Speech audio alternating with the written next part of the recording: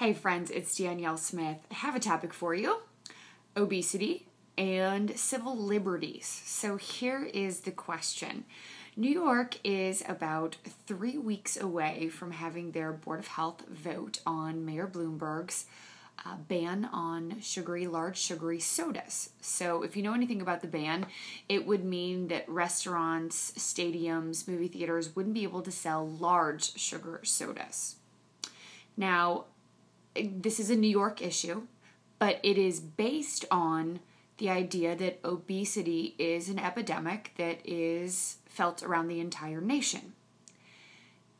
There is a new poll by the New York Times that just came out that said 6 out of every 10 people in New York think the ban is a bad idea. The people who support it because they do think it's a step in the right direction to combating obesity.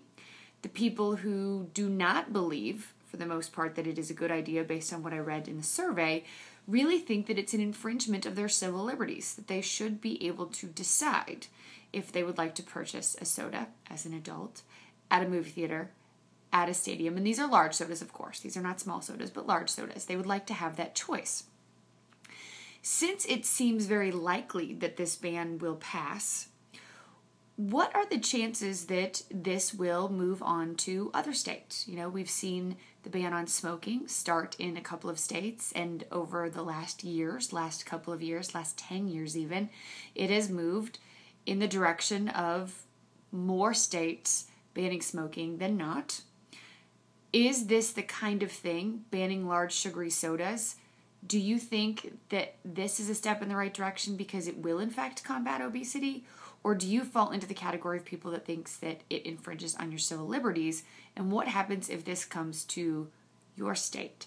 Especially considering that so many in New York, a large portion, the majority, if you will, think it's a bad idea. My personal opinion, I would like to think that I can choose or not choose for me and for my children whether or not to buy soda. Large sodas.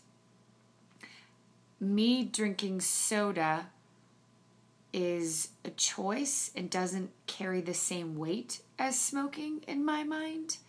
That certainly can be a contributing factor to people gaining too much weight, and obviously obesity is an issue. I don't doubt that at all, but I think that there are better ways to handle it.